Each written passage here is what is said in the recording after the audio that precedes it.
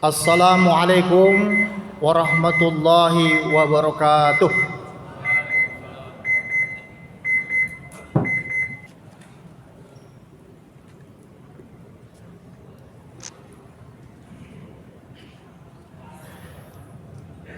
Alhamdulillah alladzi nahmaduhu wa nasta'inuh wa na'udzu billahi min syururi anfusina wa min sayyiati a'malina. May yahdihillahu fala mudhillalah wa may yudlilhu fala hadiyalah. Asyhadu an la ilaha illallah wahdahu la syarikalah wa asyhadu anna Muhammadan abduhu wa rasuluh alladzi man la nabiyya ba'dah. Allahumma shalli wa sallim ala Muhammad wa ala ali Muhammad kama shallaita ala Ibrahim wa ala ali Ibrahim fil alamin innaka Hamidum Majid. Ayuhan nas ittaqullaha haqqa tuqatih wa la tamutunna illa wa antum muslimun. Qala Allah Ta'ala fil Qur'anil Karim, a'udzu billahi minasy syaithanir rajim. Bismillahirrahmanirrahim. Ya ayyuhalladzina amanu kutiba 'alaikumus syiyam kama kutiba 'alal ladzina min qablikum la'allakum tattaqun. Shadaqallahul azim. Ma'asyiral muslimin, sidang jamaah Jumat yang dimuliakan Allah. Mari kita sama-sama mengucapkan syukur kepada Allah Subhanahu wa taala. Karena di penghujung 10 hari yang terakhir ini kita masih diberikan oleh Allah kesehatan, kesempatan untuk bisa menjalankan ibadah puasa Ramadan 1443 Hijriah. Karena bulan Ramadan ini adalah bulan Ramadan yang momentumnya sangat luar biasa. Karena luar biasanya kita diberikan oleh Allah kesehatan untuk kita nikmati dan kita jalankan sebagaimana mestinya. Kemudian salat dan salam sama-sama kita sampaikan kepada junjungan kita Nabi besar Muhammad sallallahu alaihi wasallam.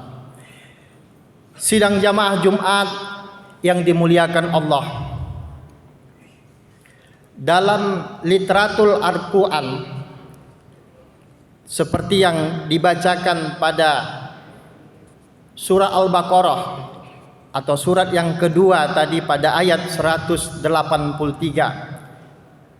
sepertinya kita tidak bisa henti-hentinya, bahkan tidak bisa bosan-bosannya ketika kita mengucapkan ya ayyuhalladzina amanu kutiba alaikumus syiyam kama kutiba alal ladzina min qablikum la'allakum tattaqun. Ada kata-kata kutiba di situ. Kemudian ada kata-kata min qablikum.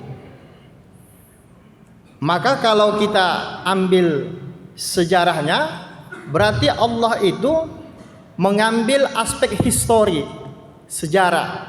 Kalau kita ambil dalam bidang arkeolog, bahwa ternyata puasa itu sudah ada pada zaman kuno.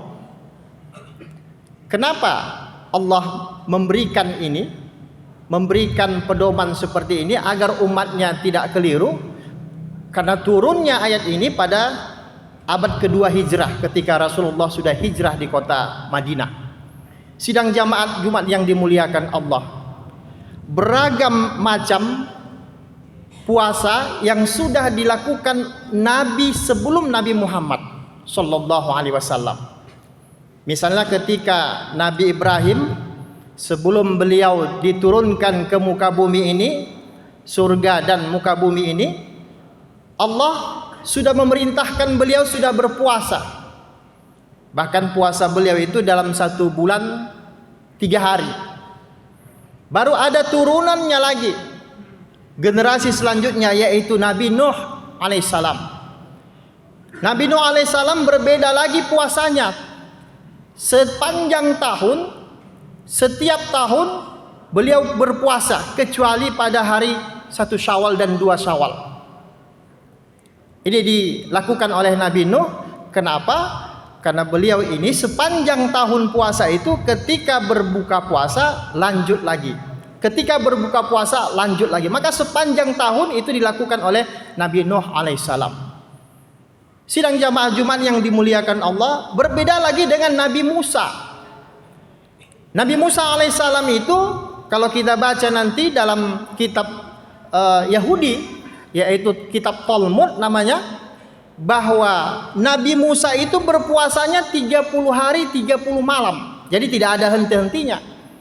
Kalau kita berpuasa mengikuti ini, maka kita tidak akan bisa hidup. Kita mati kelaparan dan kehausan. Tapi Nabi Musa memerintahkan kepada umatnya untuk ikut. Bahkan Allah juga memerintahkan kepada Nabi Musa agar Nabi Musa berpuasa selama 1 bulan penuh, itu 30 hari 30 malam. Kemudian yang uniknya, Nabi Musa ini begitu berbuka puasa 30 hari itu, kemudian lanjut lagi 10 hari lagi. Artinya, sidang jamaah Jumat yang dimuliakan Allah, Nabi Musa itu berpuasanya 40 hari 40 malam. Berbeda nanti dengan Nabi Ibrahim alaihissalam. Ketika Namruz membakar Nabi Ibrahim, suasana Nabi Ibrahim itu berpuasa. Maka ketika dibakar beliau dengan api unggun yang sangat luar biasa panasnya, Allah memerintahkan kepada Nabi Ibrahim untuk berpuasa. Maka Nabi Ibrahim berpuasa selama dia di dalam api yang sangat panas dan luar biasa itu. Nabi Yunus alaihissalam ketika dia ditelan oleh ikan yang sangat besar, ada beberapa hari, konon dalam literatur sejarah beliau di dalam perut ikan itu ada 40 hari. Berarti 40 hari lah beliau puasa. Kemudian setelah itu ikan itu memuntahkan, Allah memerintahkan kepada Nabi Yunus untuk memakan sebuah buah yang sangat kecil. Kemudian itulah menjadi buka puasa dari Nabi Yunus alaihissalam. Nabi Daud alaihissalam puasanya 1 hari berpuasa, 1 hari berbuka, dan kelangnya 1 hari 1 hari. Bahkan ini sampai sekarang ini kita lakukan karena ini adalah sunnahnya.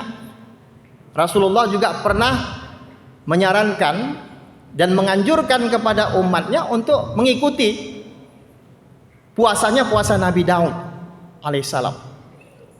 Kemudian yang terakhir itu adalah Nabi Isa alaihissalam. Apakah ada puasa di zaman Nabi Isa? Ada. Karena puasanya Nabi Isa itu ketika beliau itu dalam versi kitab Injil Barnabas, bahwa beliau ini puasa akibat proklamir dirinya sebagai Nabi Isa. Kemudian dia berpuasa selama 3 hari dalam 1 bulan itu. Sidang jamaah Jumat yang dimuliakan Allah, ada banyak macam teknis yang dilakukan oleh Nabi sebelum Nabi Muhammad SAW berpuasa. Maka inilah yang disebut dengan kutiba alaikumusiyam kama kutiba alal ladzina min qablikum. Jadi sebelum itu sudah ada diwajibkan di masing-masing nabi. Tapi secara umum, sidang jamaah Jumat yang dimuliakan Allah, bahwa nabi masing-masing sebelum Nabi Muhammad itu berlainan puasanya, tidak sama. Jadi kalau kita lihat nanti dalam kitab Talmud itu, bahwa ternyata ada 3 perbedaan puasa di masa agama samawi itu. Misalnya Israel atau kaum Yahudi itu, berpuasa itu endingnya, targetnya adalah untuk menghindari siksa dunia. Jadi mereka berpuasa, kaum Yahudi itu semata-mata untuk menghindari siksa dunia, azab dunia yang diberikan oleh Allah kepada kaum Nabi Musa. Kemudian Nabi Isa, Nasrani, orang Kristen yang kita sebut sekarang itu, orang itu berpuasa, kaum mereka ini berpuasa, endingnya untuk apa? Karena duka, karena kesedihan. Jadi mereka diliputi oleh kesedihan, duka, kemudian umatnya melakukan puasa. Berbeda dengan Nabi Muhammad SAW setelah turunnya ayat 183 surah Al-Baqarah tadi. Kenapa? Karena kita berpuasa sampai tabi'in hingga sekarang ini kita berpuasa, target kita adalah taqarrub ilallah, yaitu dekat kepada Allah, mendekatkan diri kepada Allah Subhanahu wa taala. Jadi ada 3 perbedaan kenapa Allah memberikan tafsir, memberikan perbandingan sebagaimana nabi-nabi sebelum Nabi Muhammad sallallahu alaihi wasallam. Sidang jamaah yang dimuliakan Allah. Kemudian kalau kita lihat lagi pada ayat yang terakhir dari Al-Baqarah 183 ini ada kata-kata la'allakum tattaqun di situ. Ternyata kalau kita lihat nanti, tattaqun itu bukan ending dari segalanya, bukan akhir dari segalanya. Karena takwa itu yang diberikan oleh Allah melalui ayatnya itu sekedar untuk menjalankan perintah Allah dan menjauhi segala larangannya. Padahal di situ ada makna 2 yang sangat penting. Ada 2 makna. Yang pertama, takwa itu adalah untuk menghindari larangan Allah. Berarti larangan Allah itu untuk menghindari siksa kita di alam kubur, di akhirat nanti. Apakah kita masuk surga atau masuk neraka. Kemudian yang kedua, yaitu menghindari ancaman dunia. Nah, jadi takwa yang kita harapkan itu menghindari ancaman dunia. Nah, kemudian ini sebenarnya tujuan awal dari puasa itu. Sementara tujuan akhir puasa itu Allah sudah mengungkapkan dalam surah Al-Baqarah juga ayat 186. Apa katanya? Yaitu walitukmilul iddata. Agar kalian menggenapkan, menyempurnakan bilangan puasa kita ini. Berarti puasa kita ini maksudnya kaumnya itu adalah kaum Nabi Muhammad sallallahu alaihi wasallam. Iddah digenapkan. Berarti kalau kita berpuasa sesuai perintah Allah itu 1 bulan. Berarti ada 30 hari. Kemudian ada kalimat walitukabbirullah ma hadakum. Agar kalian mengagungkan Allah atas apa yang Dia tunjukkan kepada kalian. Sidang jamaah Jumat yang dimuliakan Allah, makna mengagungkan di situ tidak hanya sekedar maha besar Allah. Ketika kita lebaran Idul Fitri, Allahu Akbar kita sebut, tidak hanya itu. Bahkan tidak lebih dari orang yang besar. Allah itu tidak lebih dari orang yang besar misalnya. Tidak hanya sekedar itu.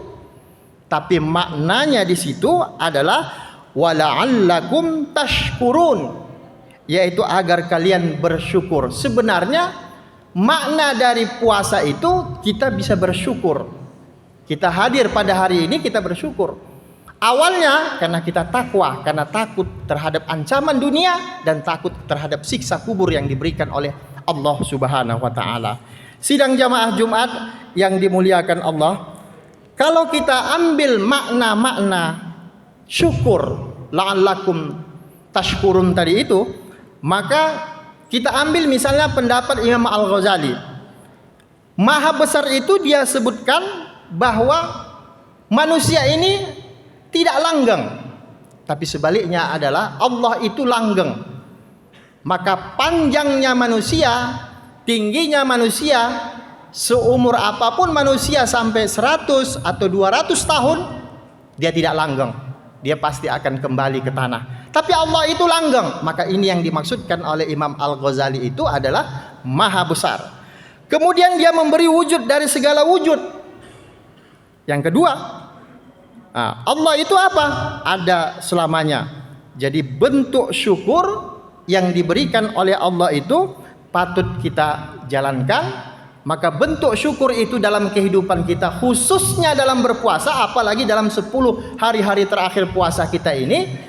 Sidang jamaah Jumat yang dimuliakan Allah, wujud syukur itu kita berbagi kepada sesama, menunaikan zakat fitrah, kemudian menolong fakir miskin dan lain sebagainya. Itulah dia wujud syukurnya. Jadi endingnya adalah syukur, bukan takwa.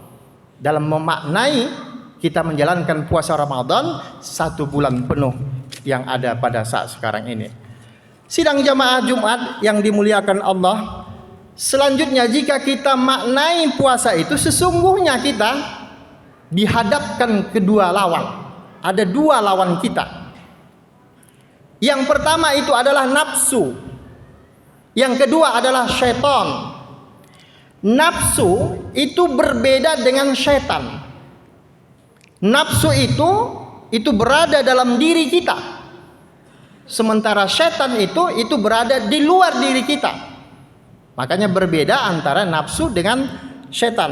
Kemudian karena nafsu itu ya berada dalam diri kita, seakan-akan bahkan bisa dipastikan kita bisa bermusuhan dengan orang kerabat kita masing-masing, keluarga kita masing-masing. Misalnya kita bisa benci terhadap istri kita. Apalagi di bulan Ramadan ini menjelang hari-hari terakhir, dia sebutkan kepada suaminya, ya dari istrinya, tolong belikan ini, tolong belikan itu, semua mau dibeli. Itu namanya nafsu. Nafsu itu sesuai dengan kemampuan manusia, tapi kalau bisa kita kendalikan, maka dia tidak akan terjadi yang namanya nafsu lawamah. Tapi beralih kepada nafsu yang mutmainnah. Nah, jadi mutmainnah itu adalah tenang. Jadi kalaupun ada anak misalnya yang menyuruh kita untuk membeli, misalnya membeli mobil atau membeli mobil-mobilan misalnya dengan harga 1 juta, kita janjikan sama anak kita, karena anak kita ini biasanya dia tidak mau untuk merubah sikapnya. Nah, itu yang disebut dengan nafsu. Oke, dijanjikan oleh orang tuanya nanti pulang dari kantor, pulang dari kerja dibelikan, tiba-tiba orang tuanya lupa atau ayahnya lupa. Ditanya oleh anaknya, "Ya, mana mobil yang dijanjikan tadi?" Kemudian, "Aduh, lupa." Kemudian disebutkan oleh ayahnya, "Udahlah diganti aja lah uang 1 juta." Anak tadi ini tidak akan mau diganti 1 juta. Dia akan menangis. Kenapa? Nafsunya, sidang jamaah Jumat yang dimuliakan Allah, sudah muncul, kemudian harus itu barangnya. Padahal setara dengan 1 juta misalnya mobil-mobilan yang dibelinya itu. Nah, ini yang kita sebut dengan nafsu lawamah. Nah, inilah yang tujuan kita di bulan Ramadan ini, nafsu itu kita kendalikan dengan sebaik mungkin. Yang kedua ada namanya syaitan. Syaitan ini memiliki langkah. Kadang dia bisa maju, kadang dia bisa mundur. Maju mundur. Seperti orang dalam berpolitik. Dia bisa maju, bisa mundur. Setan juga demikian. Dia memiliki langkah yang strategis. Habis sholat Isya dia mengundang kita, "Wahai wahai Polan, kamu jangan tarawih malam ini." Kan bisa sampai malam, bisa sampai mau subuh, masih ada waktu panjang. Maka sidang jamaah Jumat yang dimuliakan Allah, ini namanya setan menggoda. Kalau kita tidak mau lanjut terus, maka dia akan mengambil langkah selanjutnya. Udahlah kamu sholat aja 4 rakaat, nanti 4 rakaat lagi keluar, kan masih panjang lagi waktunya. Tidak juga, dia mengambil langkah ketiga. Tidak juga, dia juga mengambil langkah yang selanjutnya. Nah, ini yang disebut ada setan. Setan itu tidak akan pernah berhenti mengganggu kita. Tidak akan pernah. Bahkan kita diserang dari kanan, dari depan, dari belakang, dan dari kiri. Hanya 2 setan itu yang tidak bisa menghempang kita. Yang pertama dari atas dan yang kedua adalah dari bawah. Dari atas itu kalau kita berkiblat kepada Allah, mengingat Allah, berzikir kepada Allah, maka setan itu tidak akan pernah mengganggu kita. Tapi di bawah kita merindukan kelemahan kita.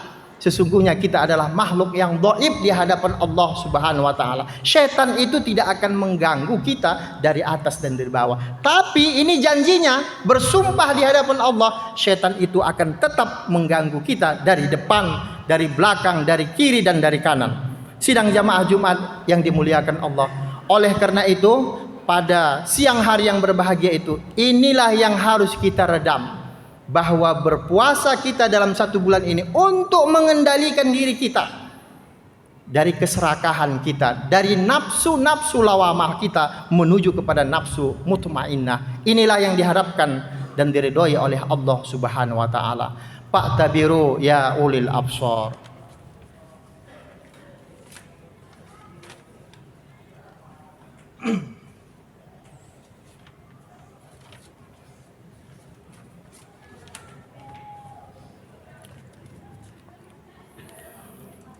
Alhamdulillah hamdan katsiran kama amar. Asyhadu an la ilaha illallah wahdahu la syarikalah wa asyhadu anna Muhammadan abduhu wa rasuluh alladzi man la nabiyya ba'da amma ba'd. Allahumma shalli wa sallim ala Muhammad wa ala ali Muhammad fil alamina innaka Hamidum Majid. Ayuhan nas ittaqullaha haqqa tuqatih wa la tamutunna illa wa antum muslimun. Sidang jamaah Jumat yang dimuliakan Allah, kita sambung sedikit lagi bahwa puasa itu tidak sekedar untuk latihan, tapi mendekatkan diri kepada Allah Subhanahu wa taala. Karena ada istilahnya perisai. Perisai itu adalah pegangan kita, pegangan hidup kita. Makanya disebut dalam Al-Quran itu ada kata-kata jinni, ada kata-kata jinnah, kemudian ada kata-kata jannah. Semuanya abstrak. Semuanya abstrak. Jannah itu sorga abstrak, tapi digambarkan dalam Al-Quran ada jelas dan nyata. Jinnah itu disebut dengan jin, dia abstrak. Kita rasakan jin, setan itu mengganggu kepada kita. Kemudian ada perisai. Perisai itu adalah pedoman yang harus kita ikat selama bulan puasa ini, sehingga Allah menguatkan kita dan tidak terlena dengan godaan-godaan yang diberikan setan kepada kita, khususnya kita yang sedang berpuasa pada siang hari. Wa'lamu annallaha amarakum bi amri bada'i fihi binafsi wa thanna bi malaikatihi wa ayati bil mu'minin min ibadika innallaha wa malaikatahu yusholluna 'alan nabi ya ayyuhalladzina amanu shollu 'alaihi wa sallimu taslima. Allahumma ighfir lil muslimina wal muslimat al ahya'i minhum wal amwat innaka sami'un qaribun mujibud da'wat wa ya qadiyal hajat. Rabbana zalamna anfusana wa illam taghfir lana wa tarhamna lanakunanna minal khasirin. Rabbana atina fid dunya hasanah wa fil akhirati hasanah wa qina adzabannar. Walhamdulillahi rabbil alamin. Aqimis shalah.